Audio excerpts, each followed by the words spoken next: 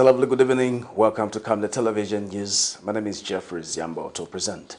And our top stories in the news tonight: KULIMA-TOWER bus station drivers cry foul over 1,000 kwacha village banking contributions.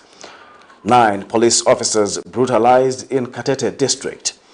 President Hakainde Hichilema re-echoes his commitment to enhancing a child-friendly environment in Zambia. In international news, historic loss and damage fund adopted at COP27 Climate Summit. And in sports news, World Cup kickoff, historic day for football in the Middle East.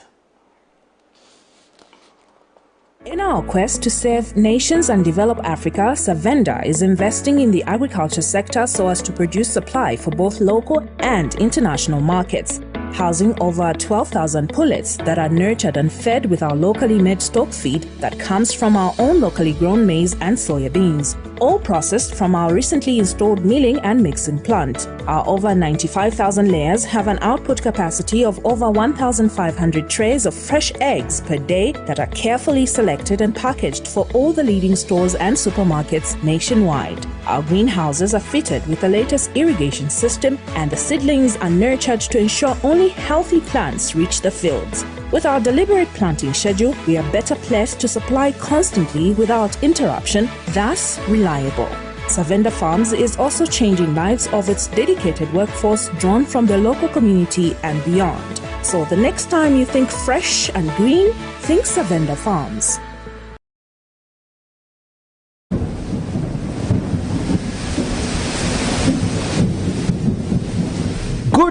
Good news, the rains have started. You need to plan your future. Generational wealth is the way to go. House-grafted avocado plants fruiting within 2 to 3 years for sale at only 90 kwacha each, and ordinary avocados at only 45 kwacha each. Contact us on 0979 753010 or 0962 965 883. We are open from 8 hours to 17 hours, Monday to Friday, at Healing Word Ministries International in Ibex Hill, opposite Hilltop Hospital.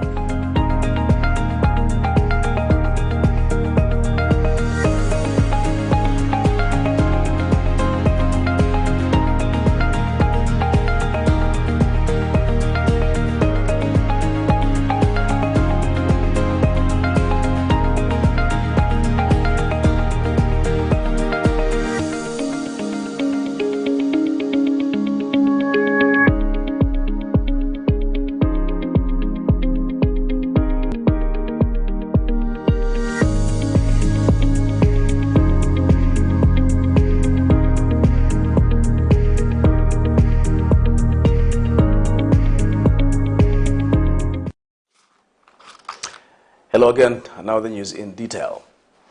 A senior citizen, Blackson Zulu, has challenged the Lusaka City Council to explain how road reserves in Kawata Estate are now being sold for business. Mr. Zulu tells Camnet News that a car wash that has been erected near his residence has been causing a lot of noise pollution, and that the owners of the business have argued that the place was sold to them by the local authority. Mr. Zulu further explains that most houses in the area were bought from the National Housing Authority and not the Lusaka City Council, adding that illegal construction were never allowed in the area. He has since challenged the area Member of Parliament, Andrew Tayengwa, to resolve the issues before they get out of hand. More in this report. Most houses in this part of Lusaka's Kawata estate were constructed under the National Housing Initiative and were sold to the sitting tenants in 1996. Blackson Zulu was among the lucky tenants who managed to buy himself a house which he has occupied for more than 30 years. Mr. Zulu, however, says he is surprised to see the current happenings in the area, where land meant for the road reserve has now been turned into businesses, and the occupants of these businesses claim they were sold the piece of land by the local authority. So the areas which are outside those diagrams, which are showing these numbers, are not road reserves. That's where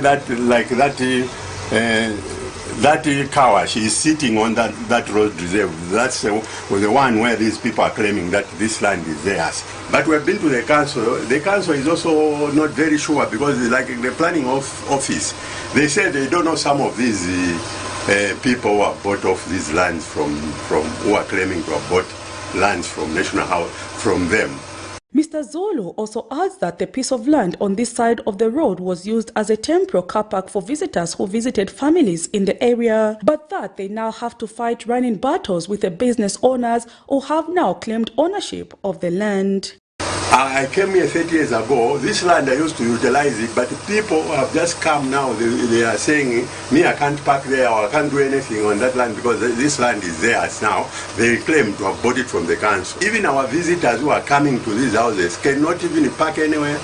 Even when there are funerals, we can't, our people who are coming to visit us cannot park anywhere because everybody wants to run a car wash like the land which is opposite my house here, which has been turned into a car wash. Noise pollution has also become the order of the day, which Mr. Zolo says has been disturbing their peace, and that school-going children can no longer study during the day because of the noise. Listen to this kind of noise that is going on. How are the children going to learn here? Or how do you, even reading, you know that I do a lot of reading in my house. How do I read like that? I can't because I'm being disturbed.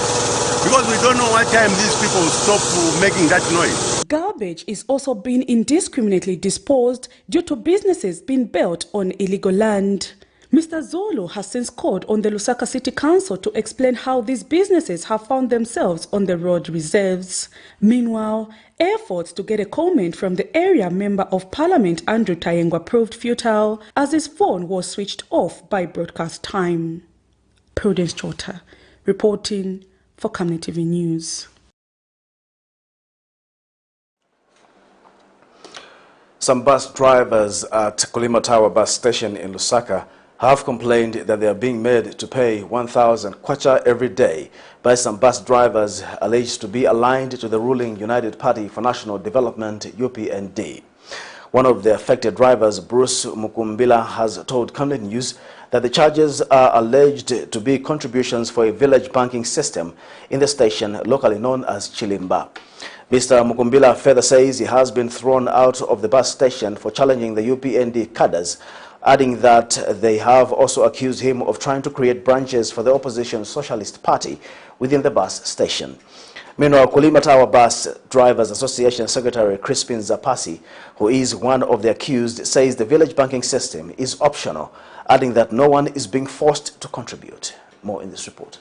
Reports of Kadarism were rife under the former ruling Patriotic Front PF administration, allegedly happening even in places like bus stations and markets through the illegal collection of levies. The United Party for National Development UPND administration, upon coming into office in August 2021, made it clear that only local authorities should collect levies. This move has allegedly left UPND cadres stranded, as they also wanted to benefit like their colleagues under the PF.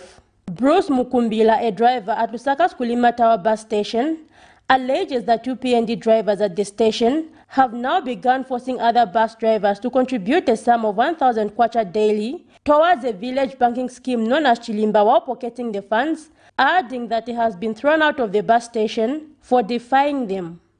And like in my case, and Imani Omwanza, Nshimunya Malambo, we were thrown out, we don't work from there, and we are saying we are mobilizing. But madam, through this media, I can tell you that we are not mobilizing, we are not doing anything of the political nature. The only grave offense that we have committed in KULIMA-TOWER is to refuse to be part of the Chilimba. And all these allegations are coming because of the same thing. The accused have responded to the allegations. Because they caused confusion last time when the rain, where there was flood here, they organized to protest and they brought confusion whereby even the council failed to collect revenues on the very day. And he organized and there were confusion. Later on, when we saw that he is bringing confusion, we called him, we sat him down. And the other two, they cooperated with us and started working with us. The two of them, their problems until they had to go to the minister, where they went to complain. No wonder if I want to come because it's into my drivers. Prepare my cards, as one to my cards was in a bus license in Islam 2024. I come back to my cards of Kadang and license. License card. Meanwhile, UPND National Deputy Youth Spokesperson Phineas Pumulo has dismissed reports of UPND cadarism at the bus station. We have seen there are some drivers at KULIMA-TOWER who are being sponsored by the PF to cause confusion. Their method of the way they want to do things, they want to make the impression like the presidential directive, it is not being adhered to by the drivers. The president made a directive that there should be no cadarism in the market. In that directive, it has been followed by all the drivers. Those pockets of confusions that you are seeing in markets and bus stations, it is purely sponsored by the PF. Reacting to the happenings, Anti-Political Violence Association of Zambia ABVA's General Secretary Davis Zulu has called for relevant authorities to step in and end the wrangles. Because this cadarism will end up bringing political violence. And if a country is violent, then the citizens are not safe. So we are also appealing to the Inspector General of Police, Sir Mr. Limi Kajova, to institute some investigations on the allegations which has been put on the bus operators at KULIMA-TOWER, so that we see the root cause of all the allegations. We will continue to monitor developments at the bus station. Zipporah Mshala, Camnet News, Lusaka. 9 police officers have been seriously injured after a mob attacked them in Kawaza village in KATETE district, Eastern Province. Police Deputy Spokesperson Danny Mwale says initial investigations have revealed that the headman, identified as Chinzu, was protecting 2 suspects who are alleged to have been involved in the suspected murder of a man only identified as Kusenseyo on October 6, 2022. Mr. Mwale says members of the public apprehended the suspects, who were handed over to police, but that the suspects were later released due to lack of evidence. This incensed some members of Kawaza village, who resorted to damaging the headman's and the suspects' houses. The deputy police spokesperson says 9 police officers rushed to the village following a report of malicious damage to property. He says as police officers were leaving the village around 16 hours, an uncompromising mob blocked the road with logs and started pelting the officers with stones and sticks, causing serious injuries to them, and that a police vehicle was burnt in the process. Kawaza area on October 6, 2022. Members of the public apprehended the suspects, who were handed over to the police. The suspects were later released on November 14, 2022 due to lack of evidence, and this incensed some members of the Kawaza village, who resorted to damaging the headman's and the suspects' houses. Some members of the village also accused the headman, identified as Chinzu, of practicing witchcraft. 9 police officers rushed to the village following a report of malicious damage to property, in which 6 houses and 1 motor vehicle belonging to the headman and the 2 suspects were damaged by known people in the village. As police officers were leaving the village around 16 hours, an uncompromising mob blocked the road with logs and started pelting the officers with stones and sticks, causing serious injuries to them. A police vehicle was burnt in the process. Police officers who were armed restrained themselves from using firearms on the villagers. With the help of some members of the community who rushed to the scene, police managed to withdraw and were rushed to the hospital in KATETE. Police have heightened investigations, and more police officers have been dispatched in order to restore law and order in the area. Former Minister of Gender and Child Development, Professor Nkanduluo, has employed the new board for the non-governmental Gender Organization Coordinating Council, NGOCC, to restore the women's movement to its past glory. Professor Luo, whose organization was among participants at the NGOCC Elective General Conference, regrets that women issues have not been given the much-needed attention in the recent past. She says her administration had made a lot of progress to the extent that gender had its own ministry, which has been dissolved under the new administration. Meanwhile, NGOCC newly elected board chairperson Grace Mtonga has assured her organization will revive the women's movement. I can see that a lot of issues that are worrying us as women are going to be addressed. For example, we had moved to a level where we even had a ministry of our own, the Ministry of Gender and Child Development. Today it's not there. The Gender Commission is something that was passed by law. It's not there. So it requires a team of men and women that really continue reminding the people that are governing this country that women's space must be made available, but also women in this country must be exalted. Member organizations, your vote is a vote of confidence and trust that together we can restore the vibrancy of NGOCC and the one loud voice. It is a challenge you have placed upon me and the entire board elect. I call on all of us to unite and this in solidarity with one another to move the agenda forward. The agenda for our individual and collective empowerment. I want to thank those that planted the idea in me to rise up and be counted to take on the task now ahead. The campaign is now over. It is now time to mend those bridges burnt down during the campaign. The Media Rights Network on Child Rights and Development has urged government to ensure that it makes inclusive education as part of its enhanced free education policy to see even children with disabilities benefiting. Speaking in line with the World Children's Day Sunday, Organization Executive Director Henry Kabwe says children with disabilities also need to be supported with relevant learning materials to ensure that they attend quality education.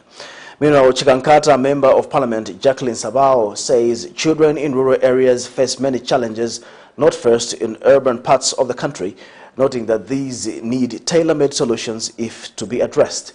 More in this report.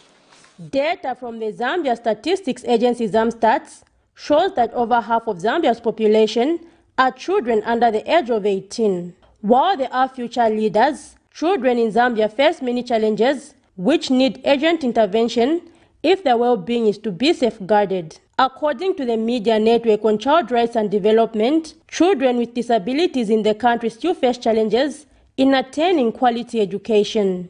Organization Executive Director Henry Kabwe also notes that Zambia still lacks proper reporting systems for sexual abuse against children, leaving room for perpetrators to conduct the act with impunity.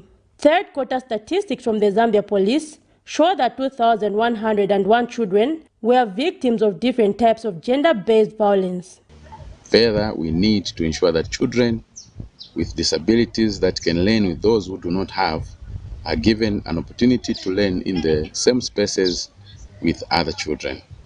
We commend government for promoting inclusive education and employ it to ensure that materials are made available for the program to be enhanced so that children with disabilities can feel part and parcel of our development. There is need for us to see to it that more people with disabilities are in leadership positions and are empowered to start getting involved in national issues from childhood.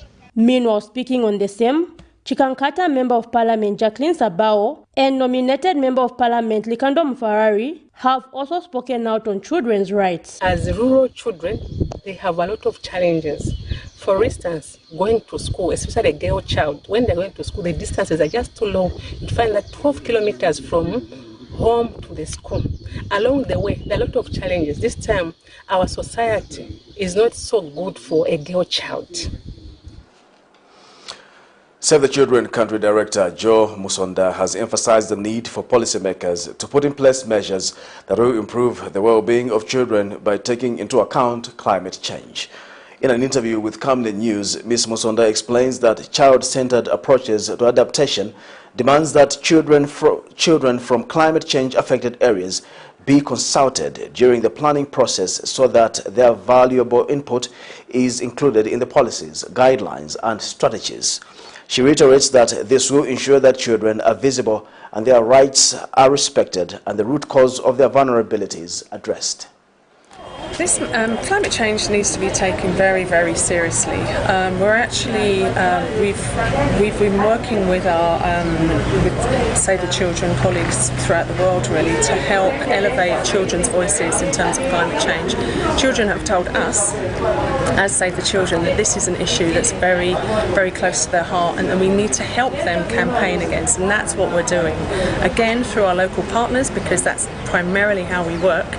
We're helping children get a voice, really, raise their issues with policymakers, with government, with leaders, to highlight the issues that they're facing in accessing health, accessing education because of climate change. So we know, for example, in Zambia, in recent years, we've seen kind of a rotation of floods and droughts, you know, in certain parts of the country, whereby, particularly when the floods happen, children can't, you know, they're saying, well, it's all very well having a free education system, but what if I can't even get to school in the first place because there's flooded areas and there's no access?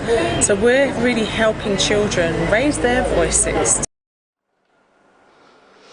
Zambia's President Hakainde Hichilema says children's rights should always be discussed on the routine agenda so that the environment they operate in continues to be improved. The president, who spoke at the commemoration of the World Children's Day in Lusaka Sunday, says government has made a decision to make legislation that covers the welfare of the children. The head of state further says there is need to revisit the curriculum so that children can learn things that are relevant to the current environment. President Hichilema has been joined by Botswana's President Mokwetsi Masisi, Zimbabwean President Emerson Mnangagwa, and Namibia's Vice President Nangolo Mbumba. And Children's Representative Michael Perry has called on the four governments to address the issues that affect the well-being of children so that they grow up to be responsible citizens. But we have a new problem, a good problem, overcrowding in schools. Infrastructure is stressed. It's a new problem, but a good one. So we are working, and I know other governments are working to improve infrastructure, to improve the learning and teaching environment, including provision of sporting facilities. That we will continue doing. More teachers we're employing here to improve the pupil-teacher ratio. I know my other colleagues are doing their own things relevant to their circumstances, but all of that is to support you children better. I think you can count on us on that. We know that climate change has brought new challenges. We know. We're just coming out COP27. But as governments, especially the African governments, least developed countries of the world, we only contribute 4%, around 4% of the climate damage. For us to assist you achieve your aspirations, discipline. Secondly, we would want you to abstain from drugs. I'm not sure you ever heard the presidents being accused of taking drugs. I always hear children being accused, young people, of taking drugs, not the presidents. So that's another requirement I would want you. The ruling United Party for National Development, UPND Deputy Secretary General Gertrude Imenda, has questioned the opposition's sincerity in raising concern over the government's decision to contract 2 private firms to audit the Defense Force and intelligence wings. In an interview, Ms. Imenda says the opposition's objection is proof that they are afraid something might be unearthed while the private auditing firms conduct the audit. She has emphasized that the firms are independent, thus the reason why government awarded them the contract and due process was followed in the awarding of the said contract.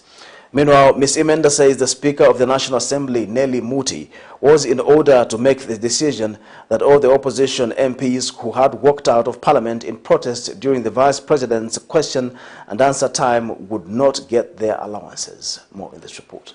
The ruling United Party for National Development has questioned the opposition's sincerity, especially the Patriotic Front, in raising concerns over government's decision to award Grant Thornton a contract to audit the Defense Force and intelligence security. The party Secretary General Gertrude Imenda says the opposition's objections leaves one to wonder what they are afraid of if the contracted firms are there to only do their work independently.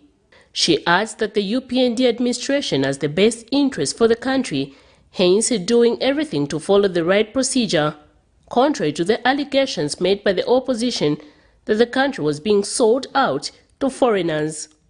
This UPND government came to settle that one. And a lot of other things. Here we're talking about this domestic debt, which I have to go back to as I'm talking again. I have to refer to it. Right? People are lining up, claiming their money that they were not paid. And I'm surprised. Why were they not claiming when PF was there? So all those Congolese was left by PF. And now here we are, as UPND government, we are saying, let's do the audit. This is too much. Are all these claims really genuine and bona fide? Maybe not. Then they are jittery. They are scared. What are they scared about? Because they know that a private, independent firm might unearth something. That's why they are shivering. That's why they are scared. However, on Friday, Lukasha area Member of Parliament George Chisenga said government abrogated the law and breached the constitution for awarding the private firms to audit the country's defense force. Mr. Chisenga disclosed that the party was not afraid of anything, adding that its concern is because the issue borders on national security. To conduct an audit of public institutions which are custodians of the security for the nation. The fact that we were curtailed even today just goes to demonstrate even more that maybe there is something that the public is not being taught about how this was done. You know, people have asked questions, why is PF insisting on asking this question? We just believe that we have sworn to uphold the Constitution. We have also sworn an oath of allegiance to the Republican President. And if we think that the Republican President is doing something that is unconstitutional, we remind ourselves of the duty that we have taken, of the oath that we have taken, to point the President to the right direction. Meanwhile, Ms. Imenda says the Speaker of the National Assembly, Nelly Muti, was in order to make the decision. All PF members of Parliament who had walked out in Parliament out of protest during the Vice President question and answer time could not get their allowances. An answer was given. And then again you keep repeating the same question. I think that's against the standing orders. We have to be progressive. We have to move on. Go to others. We can't just spend the taxpayers' money the whole morning or the whole afternoon discussing one issue. The answer is given. What do you expect even the Vice President to do? After she has answered, again is asked the same question, to repeat the same answer, or they want to find that if she can contradict herself. Miriam Kaimba, reporting for Camnet TV News. The Ministry of Local Government and Rural Development has disbursed funds amounting to over 10 million kwacha to accelerate rural development projects. Ministry Permanent Secretary in charge of administration, Mambo Hamaundo, says the resources are released with the focus on immediate rehabilitation of critical crossing points in 7 districts from the 2022 budget allocation for rural infrastructure development. Mr. Hamaundu says the funding would support 7 local authorities, namely Lufwanyama, Sinda, Kabompo, Solwezi, Zambezi, Mufumbwe and Manyinga. He says the funds have already been disbursed to the respective local authorities and has urged them to expedite commencement of works. The Permanent Secretary has, however, warned that government will not tolerate shoddy works from any contractor carrying out the rehabilitation works. As a ministry, we have dispersed to a number of local authorities around the country an amount of 10.3 million kwacha. This money has been sent to a number of local authorities to deal with crossing points. And just to give you a breakdown of the local authorities that have received this resource, Lufwanyama has been given 2.9 million, Sinda District will receive 641,000 kwacha, Kabompo will receive 1 million kwacha, Zambezi has been allocated 1.3 million kwacha, Solwezi has received 1.8 million, Mufumbwe 1.2 million, and Manyinga has received 1,373,112 kwacha. This money is meant to work on crossing points. And what I would advise the local authorities who are handling this resource is that we do not want shoddy works, we do not want works which are of a temporal nature. We must ensure that the resources that have been made available are utilized properly. The crossing points must be worked on and they must stand the test of time. We'll take our first commercial break. We'll be back with more news after the break. Your skin is the biggest muscle in your body. That's why we make sure that Oracle is #1 when it comes to taking care of your precious skin. Oracle Pure Petroleum Jelly and Glycerin soothes, moisturizes and keeps your skin perfect. Oracle Pure Petroleum products for that perfect skin. You know I can take her a bit. Yes, my dear. I was thinking of getting you a Bugatti on your birthday. Really? I'm quiet. My name is Yana.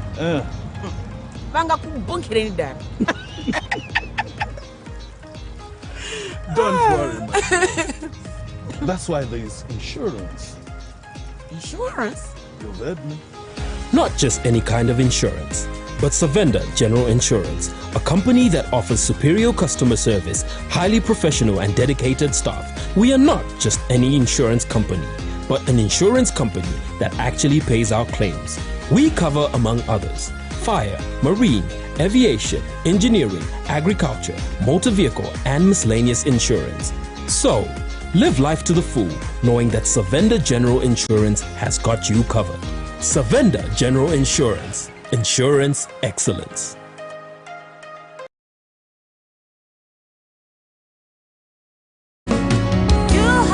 Christian Community Church Fundraising Dinner and Church Service. Hosts Pastor Field and Ruta Ngalande. Guest speakers Pastors Victoria and Moses Chiluma. Date 3rd and 4th December 2022. Venue Sally Riverside Resort in Mansa.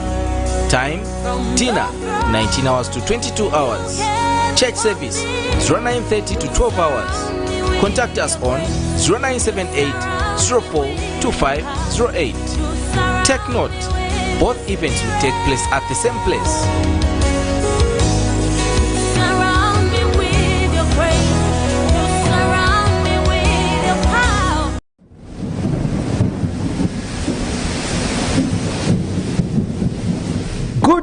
Good news, the rains have started. You need to plan your future. Generation Wealth is the way to go.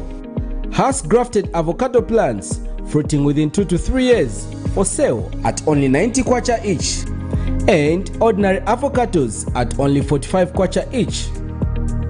Contact us on 0979 753010 or 0962 965 883. We are open from 8 hours to 17 hours, Monday to Friday, at Healing Word Ministries International in Ibex Hill, opposite Hilltop Hospital.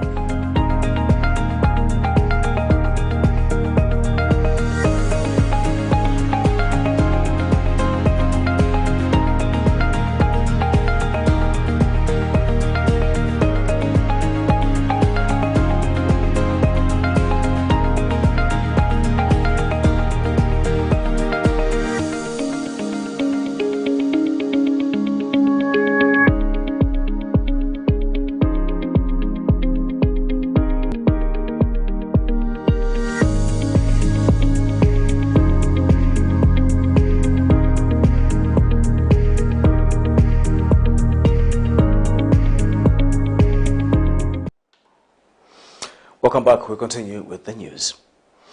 Goodwill Ambassador and Disability Rights Advocate Euphrasia Mbewe has noted with concern the lack of access to clear and efficient communication in healthcare systems for deaf persons.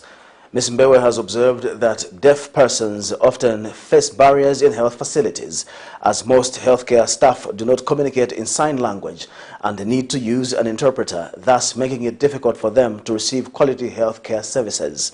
She adds that having healthcare services available in national sign language will be highly beneficial and practical, not only in hospitals but all government institutions. More in this report. According to Sustainable Development Goal number 3, all persons must have access to equal high quality and comprehensive health care.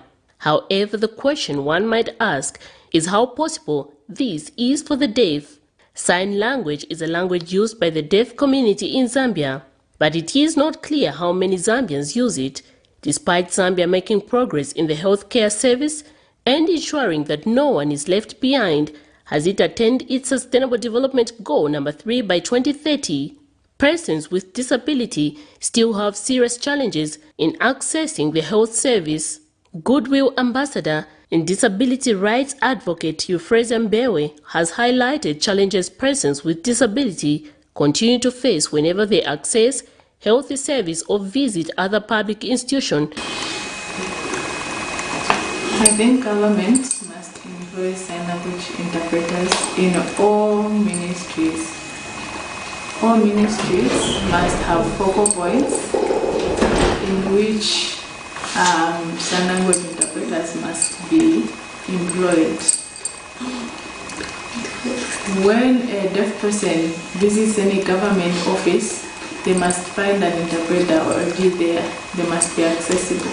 If a sign language interpreter is not there, that becomes a barrier.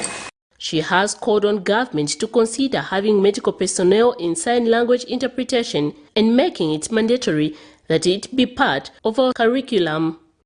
The laws are there which say professional interpreters must be there, but the government is not taking it serious to implement. We must employ them in every sector, in accountancy or any other. But you find that we don't have interpreters in there. It continues to be a worrisome situation. We need to have sign language interpreters everywhere. And government must also make it possible that if people don't want to employ the persons with disabilities, they must be informed to do so because it is in the law. Persons with disabilities are being left behind, and that shouldn't be the case. We must all move together. Every individual wants to have adequate service, attention and privacy when they seek medical care.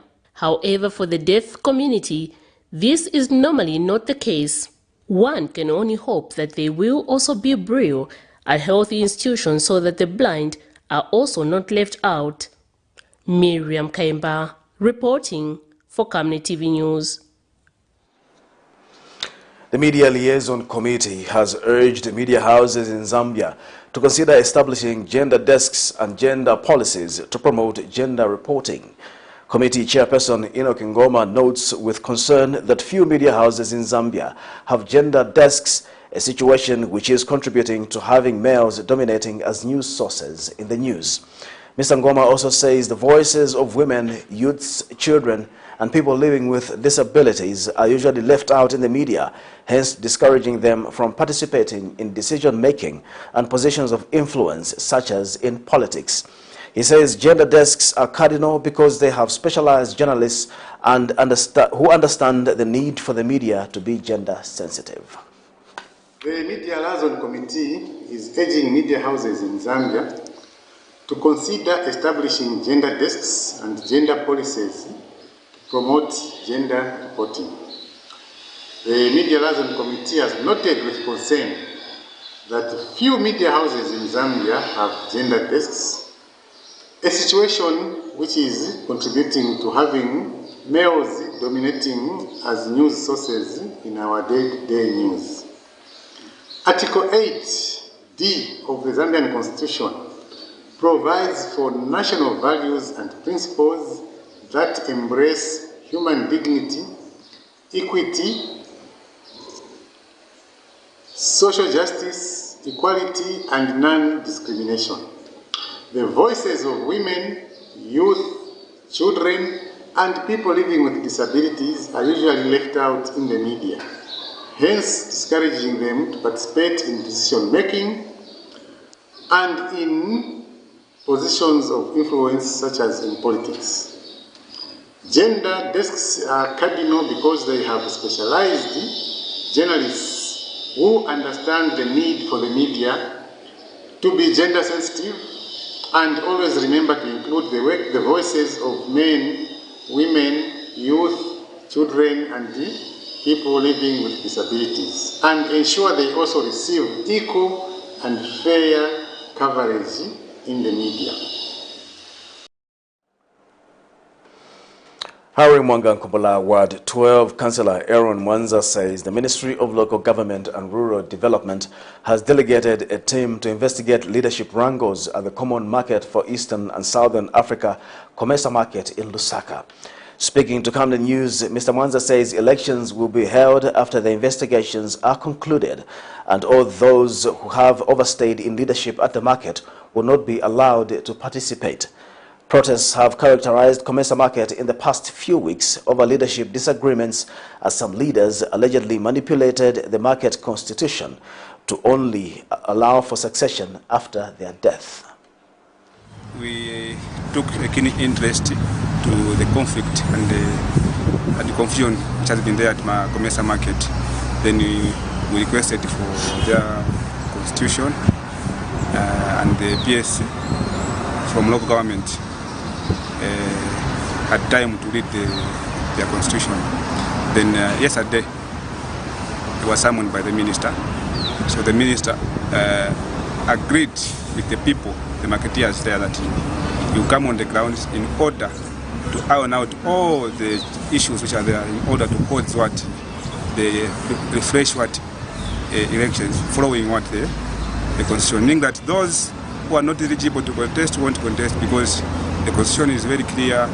We are going to follow what their constitution says in order to avoid what future what violence and to disturb other marketeers who are trading that area, because it has become a challenge for them to trade, and others who are coming from abroad.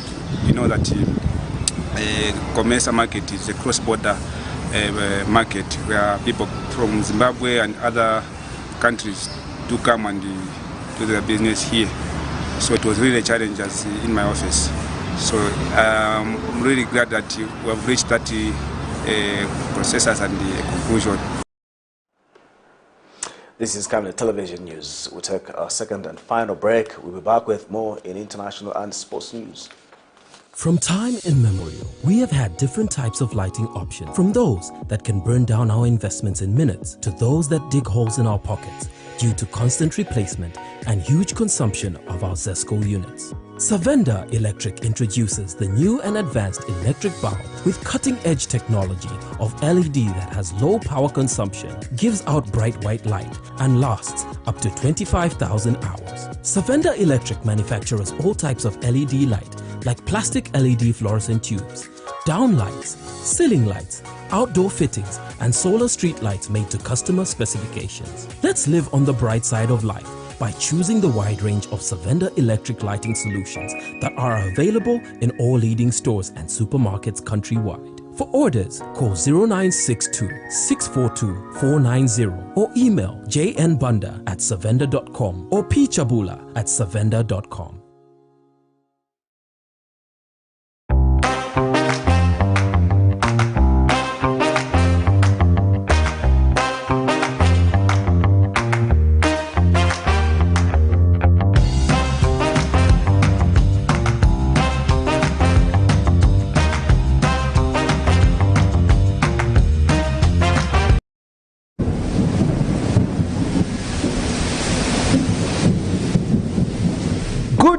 Good news, the rains have started.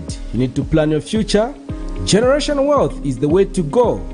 Has grafted avocado plants fruiting within 2 to 3 years, for sale at only 90 kwacha each, and ordinary avocados at only 45 kwacha each. Contact us on 0979 753010 or 0962 965 883. We are open from 8 hours to 17 hours, Monday to Friday, at Healing Word Ministries International in Ibex Hill, opposite Hilltop Hospital.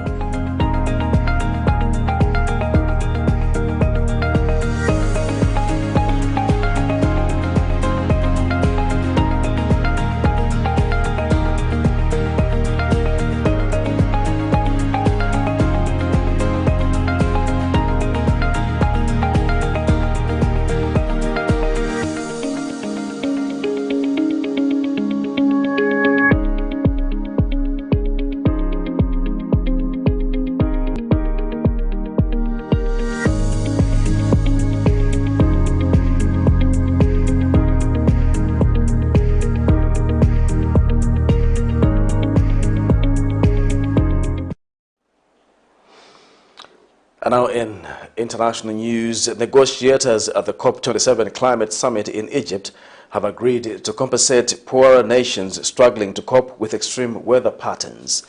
Rich countries, which generate most of the carbon emissions responsible for climate change, plan to create a fund to help developing countries hardest hit by global warming. For more in international news, here is our roundup. It's being called a breakthrough for poorer countries. After 2 weeks of talks, nearly 200 nations agreed to establish a fund to compensate those most at risk from climate change. Delegates at the COP27 conference in Egypt's most famous coastal resort ratified the declaration in the early hours on Sunday. We heard the calls and we responded. Today, here in Sharm el-Sheikh, we established the first ever dedicated fund for loss and damage, a fund that has been so long in the making. It is a huge achievement to get an agreement to establish a loss and damage fund after 30 years of small island states, vulnerable countries, developing countries, trying to get this on the agenda. Negotiators still have to hammer out details, and no decision's been made on where the money will come from, nor how grants will be distributed. But delegates from low-income countries say they're optimistic. Excited, very, very excited. This is a very positive result from 1.3 billion Africans. Yes. Very, very exciting because for us, success in Egypt was going to be based on what we get from loss and damage. Yet a warning from the UN Secretary General. He says the fund alone isn't enough to prevent climate catastrophes.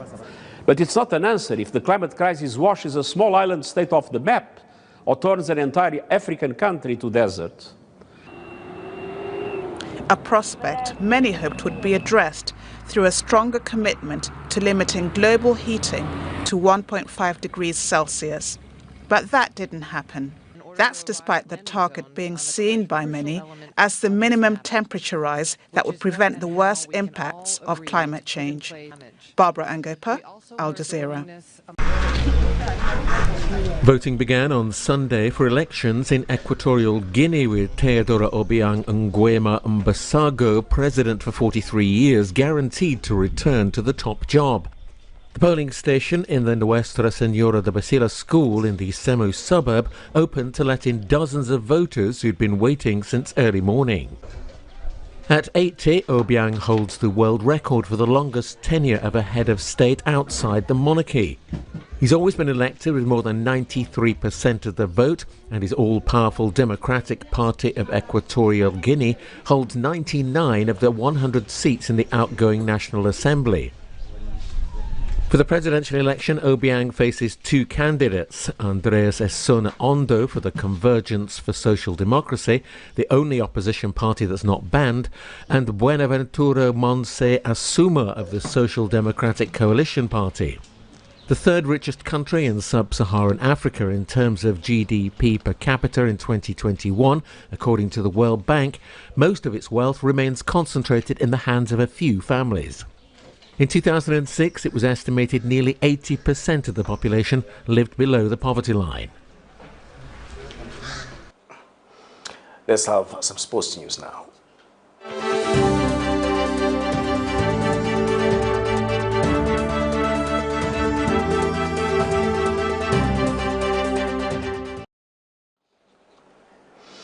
The Chess Federation of Zambia says it has placed priority towards activating leagues in all the provinces in the country. Federation President Leslie Chikuse says the association will focus on awareness creation in order to attract more chess players. Mr. Chikuse is happy with the turnout during the trials for the selection of the national team players for the year 2023. He is happy that there has been a lot of interest among young people, thus making the selection process more competitive. He was speaking when he visited the National Institute for Public Administration, NIPA, where the trials for Lusaka are being held. 12 players are expected to be selected in Lusaka, with 10 from the Copperbelt, while other provinces will produce 5 players each. You know, it's not an easy tournament. It being trials for us to qualify to the next round of joining the national team, it's quite a challenge. So guys they are pushing, they are playing very well, they are putting in their best. So it's tough. Many benefit, especially to the school-going children. It improves their performance in their academic subjects, and I would like to encourage parents out there to ensure that they bring in their kids to this sport so that they may enjoy the benefits of this sport. Tournament, they are going to pick 12 players.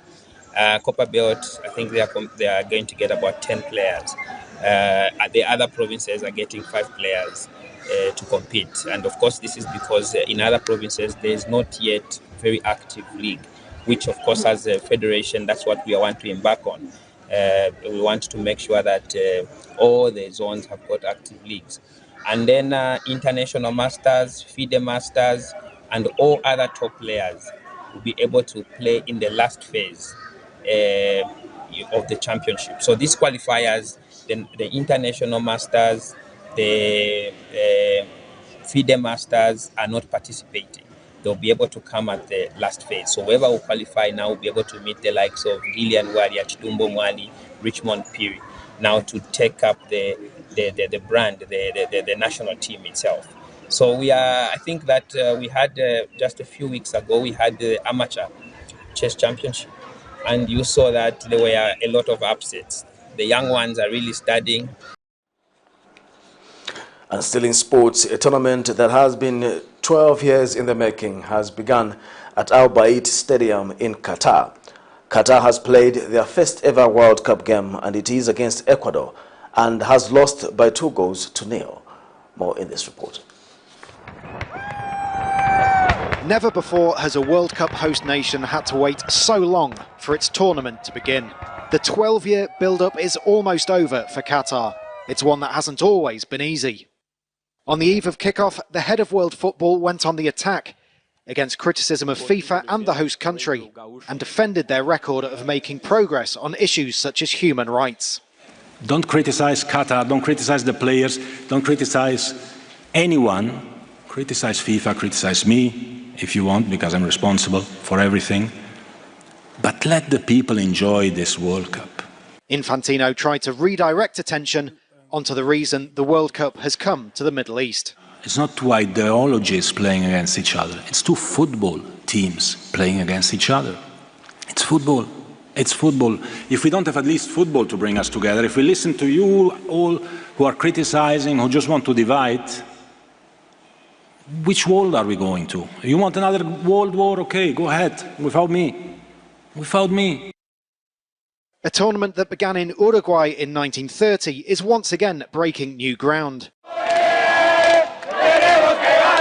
A first for the Arab world, the first time so many fans will be in one place, and a first for Qatar's national team. When Qatar won the bid to host this tournament, the team was ranked outside the world's top 100. Now they're at number 50 and are the Asian champions. And to give them extra hope or extra pressure, no host nation has ever lost its opening match at a World Cup. That opener is against Ecuador at Al Bayt Stadium on Sunday. It's a very important day for us, a historic moment, a moment of happiness for the players and staff. It's an extraordinary day, like no other. The winner to organize the 2022 FIFA World Cup is Qatar. Having won the vote to host this World Cup back in 2010, Qatar stepped into the sporting spotlight like never before. 7 of the 8 stadiums have sprung up in a decade. They've been a focal point for the safety of migrant workers. FIFA's president hopes they'll also be emblematic of some of football's greatest moments. Now it's the world's best players who are ready to take centre stage as the biggest sporting event in the Middle East's history finally begins. Paul Rees, Al Jazeera, Doha. That sporting note ends the news tonight, but before we go, the headlines once again.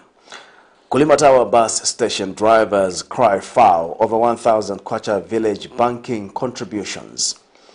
9 police officers brutalized in KATETE district. President Hakainde Hichilema re-echoes his commitment to enhancing a child-friendly environment in Zambia. In international news, historic loss and damage fund adopted at COP27 Climate Summit. In sports news, World Cup kickoff, a historic day for football in the Middle East. We now look at the Camnet verse of the day, which is coming from 1 John chapter 1, verse 9. If we confess our sins, He is faithful and righteous to forgive us our sins and to cleanse us from all unrighteousness. Thank you once again for watching Camnet Television Main News. I'm Jeffrey Ziambo. Good night.